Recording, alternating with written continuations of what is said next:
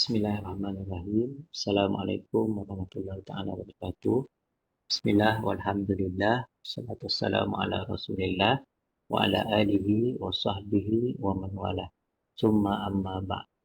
Alhamdulillah, syukur kepada Allah Subhanahu wa taala kerana dapat kita jumpa lagi pada pagi ini walaupun secara online Jadi insya-Allah hari ini kita akan kita akan bahas sambung tajuk kita tentang hukum sumber hukum syarak. Kalau sebelum ni kita dah sebut panjang lebar tentang Al-Quran, hari ini kita akan bahas tentang hadis, Al-Quran, sunnah, ijma', qiyas. Kita akan habiskanlah. Kita akan cuba habiskan tajuk-tajuk kita sampailah bab qiyas. Okey. Okay. Yang kedua yang tentang as-sunnah. Apa yang kita semua perlu tahu bila kita sebut asal sunnah ni? Okay, yang pertamanya ada dua. Satu kita sebut menurut kita ikut ni Al-Quran dan hadis. Ada satu lagi kita sebut Al-Quran dan sunnah. Apa beza? Biasanya hadis ni kita akan sebut perkataan Nabi itulah. Kalau sunnah dia umum. Dia boleh jadi perkataan, ucapan, sifat, pengakuan, benda-benda lain. Jadi dari sudut bahasa, sunnah adalah jalan, kelakuan atau perangai. Atau ni adalah sunnah kejadian manusia. Jadi adalah kebiasaan, jalan ataupun perangai manusia. Hadis dari sudut bahasa dia, perkataan, ucapan atau baru. Contoh kita kata, Haza zamanun hadis. Ini adalah zaman baru. Kita sebutlah. Hadis-hadis tu bahasa dia adalah baru ataupun perbuatan. Ataupun bukan perbuatan lah, perkataan. Ada satu lagi namanya asar. Asar ni macam mana? Kata bahasa Melayu kita sebutlah ni adalah asar, peninggalan semua kan. Cumanya kebiasaannya benda yang kita kata Nabi SAW buat boleh jadi asar. Kalau sahabat buat dikira sebagai asar. Kalau hadis biasanya ataupun sunnah merujuk pada Nabi saja. Kalau ada satu benda kata ni adalah ucapan daripada siapa ni? Ada kata hadis, ada kata bukan hadis. Kita kata boleh jadi benda ni daripada hadis, boleh jadi bukan hadis. Jadi kita takut tersalah tersebut. Ini adalah satu asal, satu peninggalan ataupun satu ucapan orang dulu-dulu tak tahu yang mana satu. Ini cara kita nak cakap supaya tak salah sebut. Kita sebut umum je, asal. Sebab asal boleh jadi hadis, boleh jadi kata ulama'. Kalau hadis memang tak boleh masuklah kata ulama'. Okay, dari sudut istilah, perkara yang lahir dari Nabi, dari Al-Quran sama ada ucapan, perbuatan, sifat ataupun pengakuan.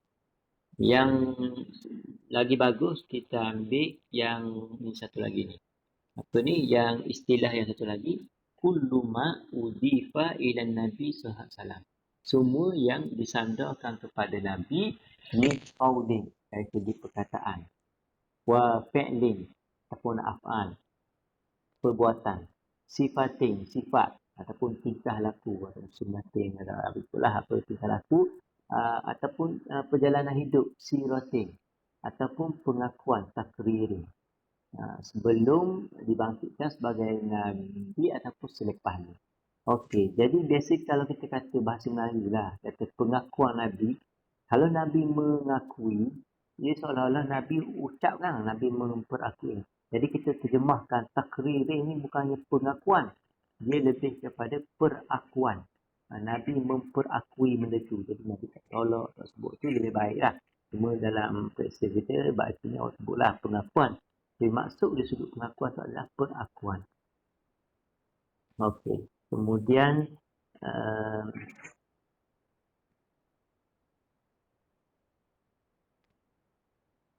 slide tak keluar lah.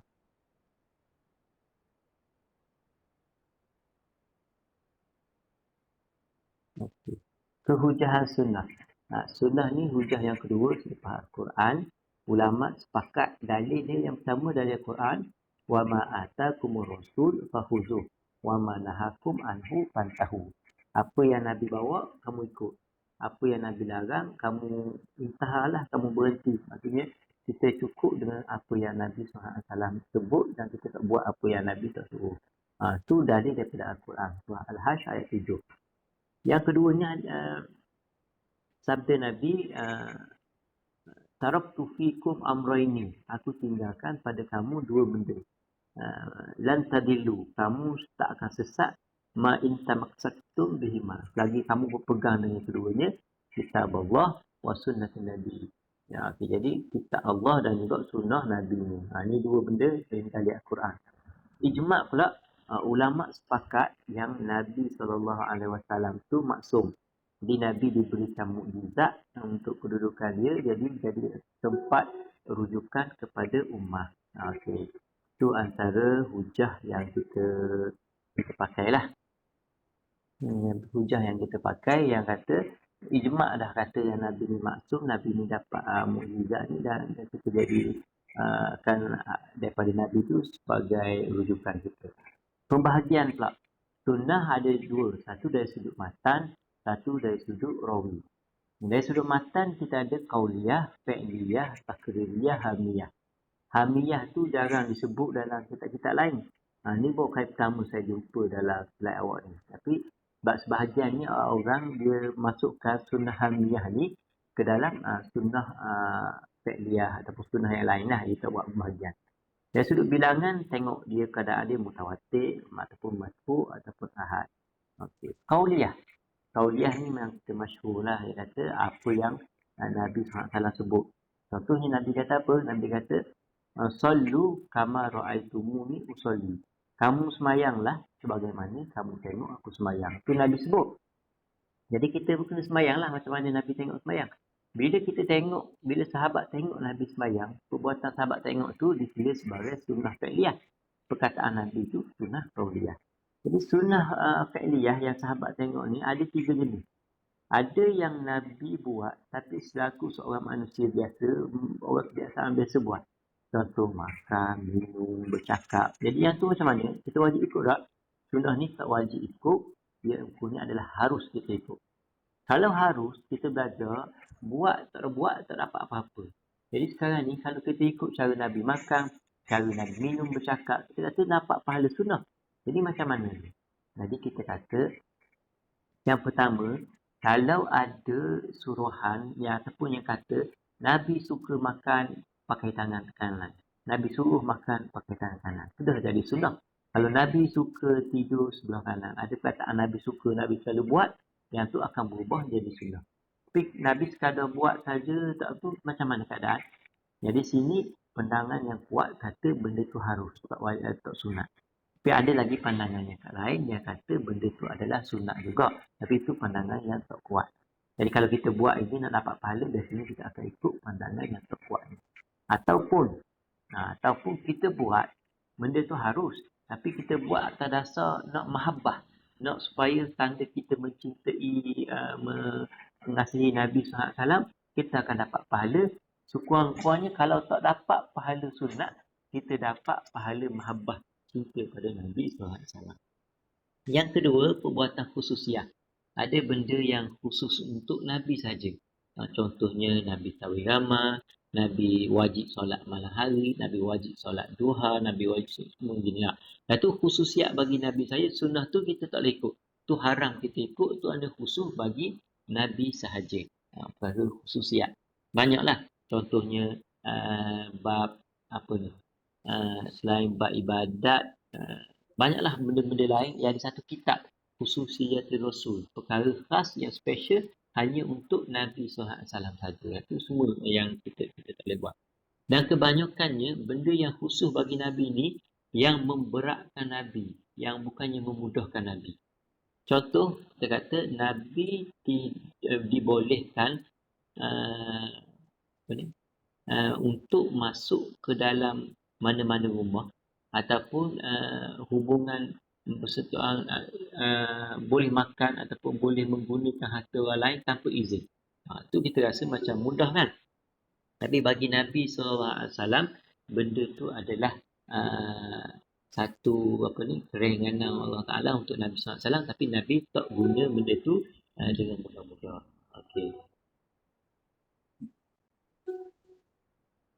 Okey, seterusnya perbuatan Nabi SAW yang bertujuan untuk menerangkan hukum hakam.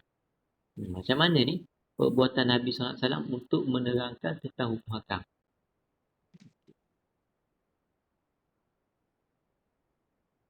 Semua dengar jelas suara saya ke ada yang terputus-putus tak? Dengar Ustaz. Okey, dengar. Kalau ada orang tak boleh masuk, ada masalah lain, tak apalah, nanti kita bagi yang rekod tak. Okey. Saya perbuatan yang menerangkan hukum seperti Nabi solat, haji, wuduk, semua ni sunnah ni yang kita wajib untuk ikut. Jadi ada 3 lah. Ada 3 kategori. Kemudian sunnah takririyah. Okay. Takririyah kalau kita kata maksud dia pengakuan Nabi, jadi macam tak apa tepat lah. Dia kena huraikan diamnya Nabi di atas perlakuan para sahabat yang dilakukan depan ataupun belakang. Masa depan ni kalau ada orang buat sesuatu benda, Nabi tak kata ya, tak kata tidak. Kalau di belakang Nabi ada orang mari cerita sahabat tu buat gini, Nabi tak kata tak larang, tak kata ya. Jadi Nabi membenarkan, jadi itu boleh jadi sebagai satu hukum. Okey. Sebab mustahil bagi Nabi ni untuk bercakap bohong, untuk menipu ataupun untuk diam atas maksiat-maksiat yang telah berlaku. Okey. Yang pertama, contoh dia macam peristiwa Abu Bakar. Dalam perang, Abu Bakar kata, siapa-siapa yang bunuh untuk musuh, dia boleh ambil barang-barang yang dipakai oleh musuh tu. Jadi perbuatan ni memang berlaku dah zaman jahiliah. Maksudnya kalau kita perang, harta rampasan tu harta ghanimah kan. Harta ghanimah yang pada pedang dia, baju besi dia ke semua ni kita boleh ambil ke tuan dia. Jadi bila Abu Bakar kata gitu, Nabi tak kata ya, tak kata tidak. Jadi Nabi tak tolak. Nabi memperakui benda tu, itu dikira sebagai boleh. Okay. Baik, contohnya lain yang masyhur adalah kisah Khalid Al-Walid. Di depan dia ada bok. Ya, bok yang dipanggang. Biasa bok ataupun biawak pasir ni orang makan sup. Ni panggang. Panggang janganlah sebab kalau panggang ni dia jadi macam liat sikit lagi ni. Bok ni binatang yang halal, yang bersih. Sebab kalau bagi makan bok dulu, masa belajar dulu, bagi dia sayur ke apa ke, sayur tu tiba-tiba jatuh atas tanah, dia tak makan dah. Dia makan daripada tangan, dia binatang yang bersih. Dia ada lidah, lidah dia tak bercabang, dia makan makanan yang baik lah. Dia binatang yang sangat-sangat baik. Cuma yang pelik je, kalau kita sembelih dia, mungkin masa 12 jam, 16 jam baru dia mati. Dia binatang yang payah mati. Sebab tu orang guna dia untuk ubat kuat ke apa ke, pay dia semuanya sebab dia darah panas. Okay, jadi Khalid makan tapi Nabi tak makan. Nabi tak tegah. Bila Nabi tak tegah seolah benda tu adalah dibenarkan. Okay. Yang seterusnya adalah sunnah hamiyah. Ustaz, Ya. ada slide ke? Slide saya tak nampak. Nampak tak slide? Slide saya bagi kemudian boleh tak? Sebab saya takut dia ganggu dia gitu ni. Jadi saya bagi balik Okey. Nah, sebab ada orang call ikut Telegram ke apa ke jadi susah, jadi saya tutup dulu.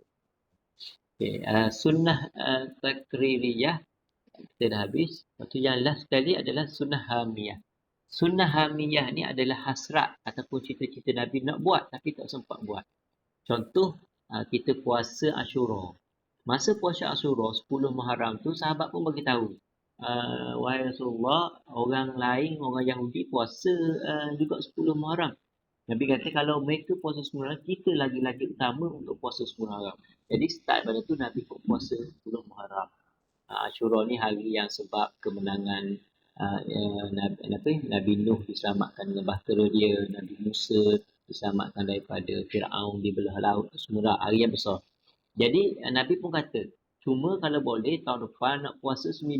Sebab nak bezalah dengan orang Yahudi ni puasa 9. Tahun depan tu Nabi wafat, tak sempat. Jadi Nabi ada hasrat nak buat, jadi tak sempat buat, jadi benda tu diteruskan dalam syarak 9 pun sunat. Kalau puasa 10, kita puasa dengan 9. Kalau tak sempat 9, kita puasa dengan 11. 9 dengan 10 ataupun 10 11. Dia kena ada 2 hari. Tapi tak wajib lah, tu digalakkan. Supaya apa? Supaya kita berbeza daripada orang Yahudi. Sampai sekarang pun Ashura pun orang Yahudi pun tetap puasa lah. Tapi dia guna nama lain lah. Jadi pembahagian sunnah dari sudut sanad ada mutawatir, ada masyhur, ada ahad. Apa maksud dia? Kalau mutawatir macam hadis kita kata Al-Quran itu, Al-Quran sifat dia mutawatir. Ramai orang yang baca Quran, ramai orang yang riwayat pada kalangan sahabat. Sampai dah sekarang memang mustahil untuk menipu. Sunnah begitu juga. Kalau mutawatir, dia ada tiga-tiga tabaqat. Generasi sahabat, ramai. Generasi tabi'in, ramai. Generasi tabi'in pun ramai yang meriwayatkan. Jadi mustahil untuk tipu. Jadi ada ulama kata syarat dia minimum 10 orang perawi. Tapi jumhur kata tak semestinya 10, tapi yang biasanya adalah ramai yang mustahil untuk mereka ni berbohong. Sebab dulu duduk di jauh-jauh kan. Jadi kalau di Mesir, di Mekah, di Madinah ni kata pandangan yang sama duduk jauh-jauh, mereka ni mustahil untuk berjumpa. Jadi hadis ni sama dengan hadis ni, sama dengan hadis negara lain. Jadi confirm hadis tu betul lah. Padahal dia sandarkan perkataan kami dengar, kami lihat, kami sentuh, kami lihat. Mereka dengar direct dan tak ada penghalang lah daripada dengar tu. Okay. Sebenarnya mutawatir dia ada dua. Satu lafzi, satu maknawi. Lafzi ni secara mudahnya lafaz ayat hadis tu sama sebiji je. Orang di Mekah, orang di Mesir, orang di Madinah dengar dengan benda yang sama. Contohnya hadis Nabi, man kadzaba alayya muta'ammidan falyatabawa maq'adahu minan nar. Siapa-siapa yang mendustakan pada aku dengan sengaja, maka telah tersedia tempatnya dalam api neraka. Jadi semua orang lafaz yang sama. 70 orang sahabat yang meriwayatkan hadis sama ni. Jadi kalau sahabat ni didengar oleh tabi'in ni, jadi beratus beribu orang yang riwayatkan hadis ni sama. Jadi dia mutawatir. Yang satu lagi maknawi. Ayat tu versi lain-lain. Hak ni kata ayat gini, hak ni kata ayat gini. Versi lain-lain. Tapi yang beza yang sama apa? Yang sama maksud daripada hadis tu sama. Contohnya hadis riwayat ada lebih 200 hadis yang cerita yang Nabi angkat tangan masa berdoa. Tapi cara dia berbeza-beza Nabi angkat. Ini tak apalah. Maksudnya hadis ni mutawatir dah. Ramai orang kata Nabi angkat tangan. Cuma versi ayat tu, versi teks hadis tu berbeza. Kalau kita lah angkat tangan, macam mana cara angkat tangan yang betul ketika berdoa? Gini ke, gini. Kalau dalam hadis, Nabi akan angkat bersungguh-sungguh. Sehingga nampak ketiak yang ketiak apa? Kalau kelas lain yang berdepan, ada yang jawab ketiak yang masam lah. Ada ketiak yang berbulu dan macam-macam. Jawapan yang betulnya, sehingga nampak ketiak yang putih. Nabi angkat tangan dia tinggi bersungguh-sungguh. Itu maksudnya cara Nabi tu adalah ada yang gini ke apa. Tapi kalau doa kunut macam mana? Doa kunut kalau tengok ni ulama kata kita buka. Bukannya tutup, buka. Sebab apa? Sebab kalau bagi orang lelaki lah, bagi perempuan dia pakai telefon. Tak apalah. Kalau bagi orang lelaki dia buka supaya tujuan kita semayang doa kunut dan semayang mata kita kena tengok tempat sujud. Kalau buat gini, mata kita tengok tangan lah, tak tengok tempat sujud. Jadi tetap kita baca gini. Seterusnya, sunnah yang masyhur. Masyhur ni dia tak sampai taraf mutawatir. Sebab apa? Kalau dia punya perawi dari kalangan sahabat tu tak ramai. Maksudnya seorang dua orang je sahabat yang riwayat. Walaupun di kalangan tabi'in dengan tabi'in, orang yang tak sempat jumpa dengan Nabi tapi jumpa dengan sahabat, 100 orang riwayat daripada dengar daripada ni dan dia riwayat hadis. Tapi tak boleh. Sebab sahabat tu sikit. Kalau sahabat banyak, kat 10 orang barulah jadi mutawatir. Jadi kalau level dia turun 2 orang je dengar daripada Nabi, dia tak sampai tahap mutawatir. Susahlah dalam Islam ni. Nak suruh betul-betul yang mutawatir bukan satu benda yang mudah. Okay, jadi contoh hadis dia, hadis yang masyhur Islam ni ada beri 5 perkara, bunyian Islam ala khamsin, syahadatu alla ilaha illallah tu semua. Satu lagi hadis pasal yang awak belajar kawan etik. La dara wala dirar. La dara wala dirar nak terjemahkan apa maksud dia? Jadi tidak mudarat, tidak mudarat. Antara tafsiran yang baik kita terima adalah dia jangan memudaratkan diri sendiri dan wala dirar, jangan memudaratkan orang lain. Kita guna hadis ni dalam bab hukum. Tapi dia tak sampai tahap mutawatir. Jadi ikut Abu Hanifah, dia kedudukan dia tak sama, dia yakin, ilmu yakin tapi tak sampai tahap mutawatir. Kalau jumhur lah, kita ni jumhur lah, ramai yang pegang, dia ni tahap zon. Dan dia sama macam kedudukan hadis ahad. Dia macam mana? Dalam bab akidah tak diguna, hanya digunakan dalam bab fiqh. Okay, hadis ahad ni pula, rawi dia tak sama macam rawi mutawatir, dia sikit je.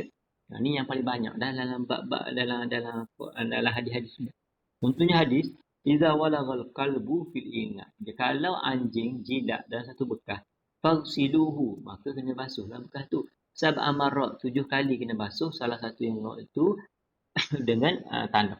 Jadi hadis ni kita guna tak? Ya, kita guna kena basuh dengan tanah semula. Tapi guna dalam bab fiqh. Bab akidah kita tak guna hadis ahad. Sebab akidah dia kena hadis yang paling tinggi kedudukan dia. Jadi kedudukan dia sebagai zon. Dia tak sama macam hadis hak yakin. Jadi kategori yang paling banyak. Okay, seterusnya kedudukan hadis ahad. Imam Mazhab kata hadis ni boleh dengan syarat orang yang meriwayatkan tu dicapai usia balik, berakal, orang Islam, orang yang adil, orang yang betul-betul dhabit terhadap yang diriwayatkan. Okay, jadi masalah sekarang ni adalah adil. Apa definisi adil? Orang yang letakkan sesuatu betul pada tempatnya? Bukan. Itu bukan definisi adil kalau dalam kedudukan hadis ni. Adil ni adalah orang yang baik yang tidak jadi orang yang fasik. Dia tak buat perkara yang dosa besar dan dia tidak buat perkara dosa besar dan dia tidak melazimi perkara yang dosa kecil. Kalau buat dosa kecil. Sebab tu kalau orang saksi kan, buat saksi nikah ke apa ke, wali nikah dia, syarat dia orang yang adil. Dia tidak orang yang ni. Jadi syarat orang yang adil adalah dia kena betul-betul confirm lah dia ni tak orang yang fasik. Orang yang fasik dia ada buat dosa besar. Jadi kalau ayah ke, ada anak beranak, pak saudara ke nak jadi saksi, nak jadi wali, boleh jadi ada orang yang buat dosa besar. Jadi macam mana tu? Biasa tu imam akan suruh, okay, kita semua ramai-ramai, kita mengucap 2 kalimah syahadah. Yang Tok Imam takkan katalah wali, saksi sekarang mengucap 2 kalimah syahadah, takut ada buat dosa. Takkan dia kasut ramai-ramai. Kita mengucap 2 kalimah syahadah, lepas tu kita istighfar ramai-ramai. Semua tu caralah nak jaga supaya tak malukan orang. Tak ada lah kata kamu ni buat jahat semua ni, kamu kena bertaubat dah. So ramai-ramai bertaubat, istighfar ramai-ramai, barulah dia buat akad nikah. Itu sebab adil tu susah juga kedudukan dalam Islam. Jadi cara sunnah menjelaskan hukum. Yang pertama adalah menguatkan hukum yang ada dalam Al-Quran. Macam mana cara dia? Yang pertama cara dia adalah contoh Al-Quran dah turun, ayat hadis tu dia backup je Al-Quran tu, dia tak ada lah menerangkan apa-apa, dia backup je. Contoh ayat ya ayyuhallazina amanu la ta'kulu amwalakum bainakum bil batil. Wahai orang beriman, jangan kamu makan harta sama kamu dengan batil. Masa ada dalam lebih kurang 5 minit lagi untuk ni. Jadi saya tengoklah sama ada nak sambung ataupun saya akan kira habiskan dengan slide yang bahagian ni saya tengok. Okay. Yang pertama, jangan makan harta dengan batil. Jadi sunnah buat apa? Sunnah kuatkan hukum tu. Dia kata tidak halal ambil harta seorang muslim melainkan dengan kerelaan diri sendiri. Jadi dia hanya menguatkan, dia tidak ada tambah apa-apa. Yang kedua, menjelaskan hukum yang umum. Contoh hukum umum kata wa aqimus solah wa atuz zakah. Tunaikan solat, tunaikan zakat. Jadi macam mana cara dia? Bila Nabi mari, Nabi kata sallu kama ra'aitumu usolli. Cara dia adalah kamu tengok macam mana aku sembahyang. Jadi jelaskan hukum. Yang ketiga, dia mengkhususkan hukum yang am. Quran cerita secara umum. Hurrima alaikumul maitah waddam walahmul khinzir, haram bangkai, haram darah, haram daging babi, haram yang tak disembelih, haram semua macam-macam benda yang haram. Dia umum je ayat ni. Kemudian Nabi mengkhususkan lagi bentuk pengharaman tu. Nabi kata larang makan setiap haiwan yang ada taring dari kalangan binatang buah, yang ada cakor dari kalangan burung. Nabi jelaskan lagi benda tu, dia khususkan. Okey. Yang ketiga, mentakyidkan hukum yang mutlak. Hukum tu ada panjang, jadi dia mengkhususkan, lebih kurang macam mengkhususkan lah. Tapi dia memendekkan daripada yang panjang tu, jadi lebih simple, yang lebih faham. Contoh, pencuri lelaki dan perempuan kena potong tangan. Gitu je ayat. Mutlak. Kemudian Nabi pun akan khususkan. Nabi kata kalau cara pak potong tu adalah dia rusuk. Rusuk ni adalah pergelangan tangan, rusuk. Rasakha. Kemudian yang dipotong tu kalau nilai dia banyak, nilai kecil tak. Banyak tu kadar mana? Kadar 1/4 dinar atau lebih. Tu yang telah ditaksiskan. ditakyidkan lah, dia dah spesifikkan benda yang tak dijelaskan je lah. Okay. Kemudian mansuhkan ayat-ayat Quran.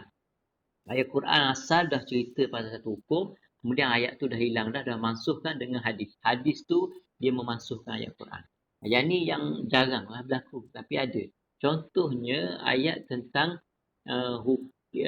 sunnah yang memansuhkan hukum dalam Quran. Mansuh hukum wasiat. Dalam ayat Quran ayat 180 dia cerita tentang wasiat boleh beri pada waris.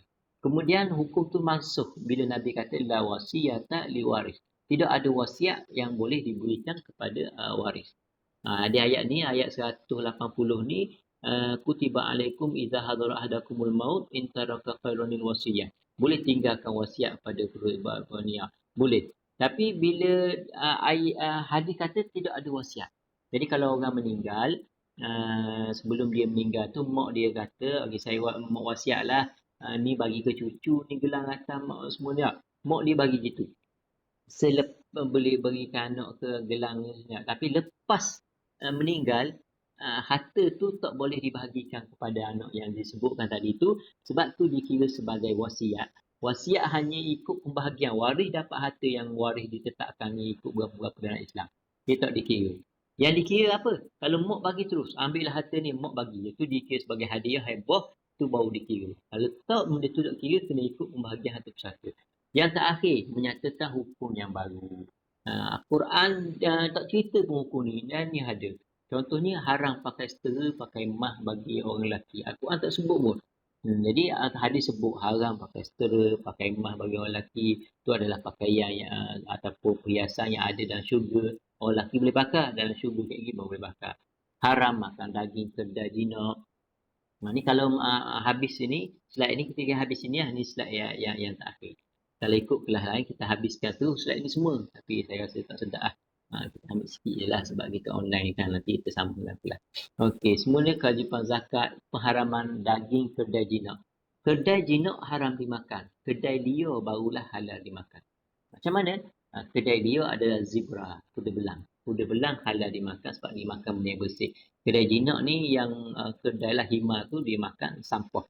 Itu haram dimakan. Ni semua ada dalam hadis. Al-Quran tak sebut. Kemudian barulah termasuk soalan ijma' dan qiyas. Dan saya rasa kita akan bincang benda ni dalam kelas. Sebab saya rasa ramai juga yang tak join sini kan. Jadi insya-Allah saya rasa sekadar itu dulu pembahasan kita pada hari ini. Saya mohon maaflah atas segala kekurangan dan saya minta